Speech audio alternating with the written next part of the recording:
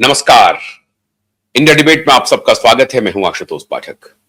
मित्रों, आपको लग रहा होगा कि बेंजामिन नेतन्याहू या डोनाल्ड ट्रंप ये सबसे बड़े वॉर क्रिमिनल हैं।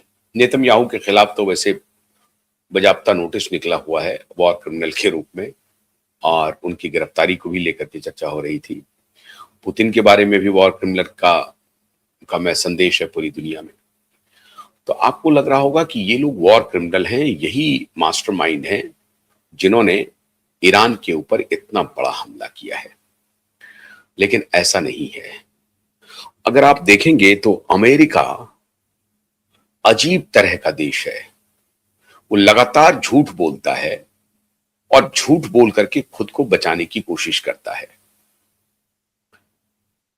इंग्लैंड के पूर्व प्रधानमंत्री टोनी ब्लेयर, जो लेबर पार्टी के नेता थे, लेबर पार्टी की सरकार जब थी तब वो प्रधानमंत्री थे, टोनी ब्लेयर ने सार्वजनिक रूप से माफी मांगी कुछ दिन पहले। आपको मालूम होगा, एक दो साल 2-3 साल पहले माफी मांगी थी कि इराक पर जो वॉर किया, इराक पर जो हमला किया, सद्दाम हुसैन को तो मौत के घाट उतारा, वो उनकी सबसे बड़ी गलती थी, भूल थी। गलत लड़ाई को उन्होंने अंजाम दे दिया। लेकिन अमेरिका ऐसा कभी नहीं कहता। अमेरिका वियतनाम में गया, अमेरिका अफगानिस्तान में गया, अमेरिका अभी वेनेजुएला में गया, अमेरिका अभी धमकी दे रहा है डेनमार्क और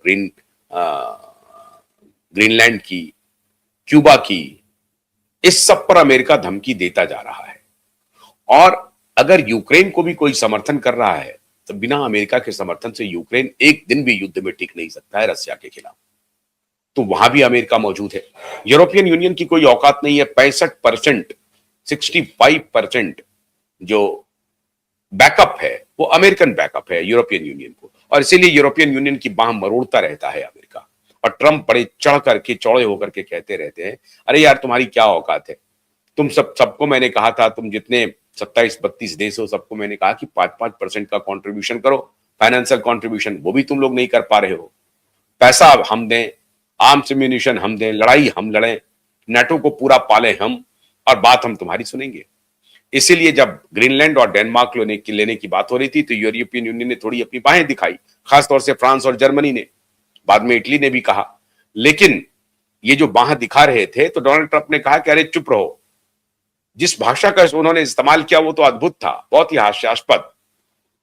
फ्रांस के राष्ट्रपति इमैनुअल मैक्रोन एक गॉगल्स लगा करके गए थे वर्ल्ड इकोनॉमिक फोरम में, और वर्ल्ड इकोनॉमिक फोरम को पूरी तरह से नफरत करने वाले हैं डोनाल्ड ट्रंप। लगातार वो नफरत करते थे क्योंकि वो कहते थे कि ये जो कॉर्पोरेट एलीट है वो इकट्ठा होते हैं और वो कंट्रोल करना चाहते हैं पूरी दुनिया को, इसलिए उनको का विरोध करते रहते थे। एलन मस्क भी नहीं आते हैं जनरली। एक दो बार उन्होंने वीडियो कॉन्फ्रेंसिंग से वर्ल्ड इकोनॉमिक फोरम को संबोधित किया है, लेकिन अक्सर वो आते नहीं है। तो डोनाल्ड ट्रंप ने कहा कि ये जो गॉगल्स लगा करके तुम बड़ी बड़ी बात बोल रहे हो, ये बोलना बंद करो, नहीं तो तुम्हारे खिलाफ भी हम सैंक्शन करेंगे, टैरिफ लगा देंगे। तो अमेरिका अपने पागलपने को छुपाता नहीं है। लेकिन आपको और हमें सबको ये लग रहा होगा कि डोनाल्ड ट्रंप का ये पागलपन है, डोनाल्ड ट्रंप ये पागलपना कर रहा है।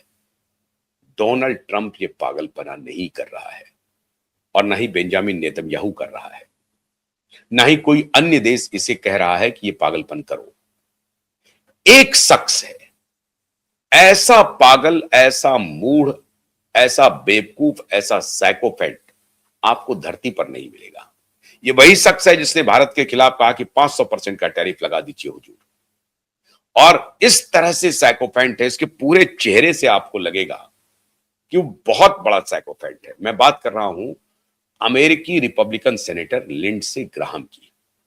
70 साल के हैं लिंडसे ग्राहम। चेहरे से ही आपको दिख जाएगा कि ये व्यक्ति साइकोपैथ बहुत शानदार हो सकता है। तो डोनाल्ड ट्रंप का ये one of the biggest psychopath है, इसलिए डोनाल्ड ट्रंप इनको कैरी करके चलते रहते हैं। डोनाल्ड ट्रंप कोई सामान हाथ से रखना चाहे तो ये फौरन पकड़ लेता है। ये इस प्रकार का व्यक्ति है। आपने याद देखा होगा कि पिछली बार जब ये एयर वन से, जो एयरफोर्स वन है, राष्ट्रपति का प्लेन, हवाई जहाज, उसमें जब इसको बिठा करके ले जा रहा था तो पत्रकारों ने इनको पूछा भारत के बारे में। तो डोनाल्ड ट्रंप को ये कह रहा था कि पीछे से सलाह दे रहा था, हाँ भारत के ऊपर हम देखेंगे, ये करेंगे। सच्ची बात यह है कि भारत के खिलाफ 50% टैरिफ लगाने की सलाह इसी शख्स ने दी थी, लिंडसे ग्राहम ने।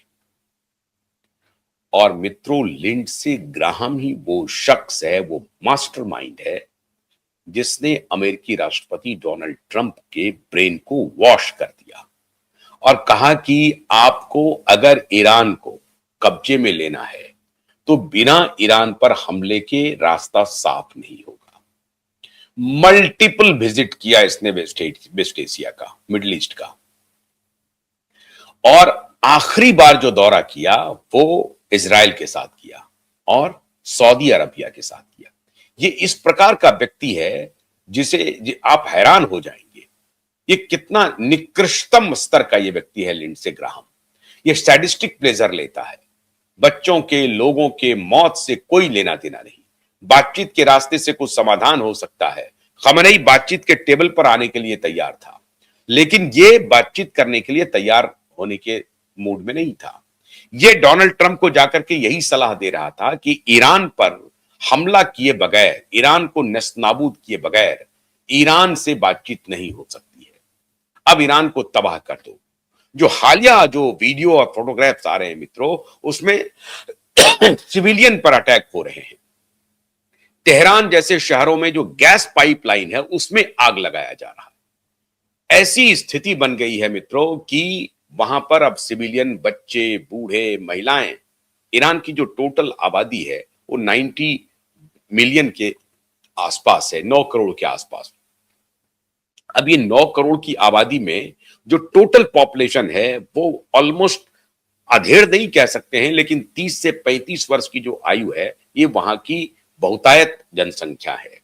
अधिक आबादी जो है वो 30 से 35 वर्ष के आयु के हैं, तो एक प्रकार से युवा ईरान है और बूढ़ों की संख्या बहुत कम है।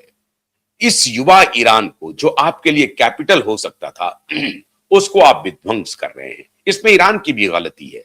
आप ऑर्थोडॉक्स कट्टर इस्लामिस्ट स्टेट आप बनाते जाएंगे और अपने पड़ोसी देशों को भी मजबूर करेंगे कट्टरता के रास्ते पर जाने के लिए, तो बहाना तो मिलेगा अमेरिका को। अमेरिका, ईरान कट्टर है, नॉन कट्टर है, इससे अमेरिका को क्या लेना देना, क्या लेना देना। आपने इराक के बारे में मिस इंफॉर्मेशन फैलाया और ये दोनों, इंग्लैंड और अमेरिका दोनों मिलकर के ये जो माफिया हैं, जो फ्रॉडस्टर हैं, दोनों इलाके के, इंग्लैंड के, अमेरिका के और फ्रांस के जो फ्रॉडस्टर हैं, जो पूरे वर्ल्ड को रूल कर रहे हैं मित्रों, ये सारे फ्रॉडस्टर ने मिलकर के नैरेटिव बनाया कि इराक में वेपन ऑफ मास डिस्ट्रक्शन है। वहां ये नहीं कहा कि न्यूक्लियर वेपन है इनके पास, न्यूक्लियर बॉम्ब है, ये नहीं कहा इराक में, कहा कि वेपन ऑफ मास डिस्ट्रक्शन है इराक के पास और इसलिए हमको सद्दाम हुसैन को नस्तनाबूद करना पड़ेगा।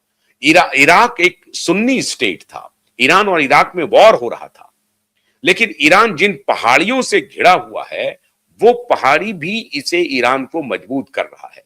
अब ऐसी परिस्थिति में अगर ये ईरान और अमेरिका का वॉर एक्सेलरेट करता है, क्योंकि ईरान और इराक के बीच में जो युद्ध होता था, अगर आप मिसाइल को छोड़ दें तो पैदल सेना से जो, अगर आप सैनिक जमीन पर उतर करके युद्ध करता है, तो वैसी परिस्थिति में ईरान को एक बुनांजा प्राप्त है, क्योंकि पहाड़ियों से घिरा हुआ है ईरान और उन पहाड़ियों को क्रॉस करना बहुत मुश्किल है। 3-3 हजार फीट की ऊंचाई के वो पूरे जो पहाड़ी जोन है वो 3-3 हजार फीट के हाइट का है। अब उसको सामान्य तरीके से पास करना, और बहुत ही, जिसको कहते हैं ना, मजबूत चट्टानी इलाका है ये कोई मिट्टी के चट्टान नहीं है, जैसे कि भारत में अगर आप जाएंगे जो पूर्वी भारत में, तो अरुणाचल प्रदेश वगैरह में आप चट्टान तो बहुत पूरा ऊपर का मिलेगा, लेकिन वो मिट्टी के पहाड़ होते हैं। वहां ऐसा नहीं है, बहुत ही सख्त पहाड़ है और वो जो पूरा रीजन है उससे ईरान बीच में सुरक्षित अपने को पाता। अब यही ईरान तो पर्शिया था जो अब खत्म होने जा रहा है। ये शक है मित्रों कि आने वाले दिनों में कहीं ईरान नस्तनाबूद ना हो जाए, ईरान तहस नहस ना हो जाए, ईरान बर्बाद ना हो जाए। लेकिन ईरान की बर्बादी का जो चैप्टर लिखा वो लिंडसे ग्राहम ने लिखा मित्रों, और ये लिंडसे ग्राहम लगातार अभी यात्रा कर रहा था मिडिल ईस्ट का, इजराइल आया और अभी कुछ दिन पहले ये एमबीएस से मिलकर के गए हैं मोहम्मद बिन सलमान से। मोहम्मद बिन सलमान को, जो सौदी के प्रिंस हैं, उनसे मुलाकात करके गए हैं और अब जो हालिया बयान आया है लिंडसे ग्राहम का, सबसे जो ताजा बयान है, वो धमकी है सऊदी अरबिया को कि साहब अगर तुम हमारे साथ ईरान के खिलाफ युद्ध में शामिल नहीं हुए तो तुमको कीमत चुकानी पड़ेगी। अब सऊदी अरबिया और अमेरिका के बीच में रिश्ता क्या है? आप हैरान हो जाएंगे कि यूरोपियन नेटो के अलावा जो मोस्ट प्रेफर्ड नेशन है, जो नेटो की कैटेगरी में ही आता है, मतलब जो सामरिक स्थिति से जिसको सबसे ज्यादा रिलेशनशिप है, वो है सऊदी अरबिया अमेरिका के साथ। एक ऐसा अलाय है सऊदी अरबिया जो नेटो के बाद एक्सटेंडेड नेटो आप मान लीजिए सऊदी अरबिया है। उस सऊदी अरबिया को लिंडसे ग्राहम धमकी दे रहा है कि अगर तुम हमारे साथ नहीं आते हो, ईरान के वॉर में हमारे साथ शामिल नहीं होते हो, तो तुमको कीमत चुकानी पड़ेगी। स्थिति ऐसी हो गई है मित्रों पूरे मिडिल ईस्ट में कि जितने सुन्नी देश हैं उनको भी यह लग रहा है कि अमेरिका किसी का नहीं है। आज उसने ईरान को अगर तबाह कर दिया तो कल हमारी भी बारी आएगी। सऊदी प्रिंस हो या यूनाइटेड अरब अमीरात के जो प्रिंस हो, वो सबको लग रहा है, ओमान के, कतर के, दुबई के, सबको अब ये लग रहा है, यूनाइटेड अरब अमीरात की जो 7 देश हैं, उन सबको ये लग रहा है कि अगला निशाना हम हैं।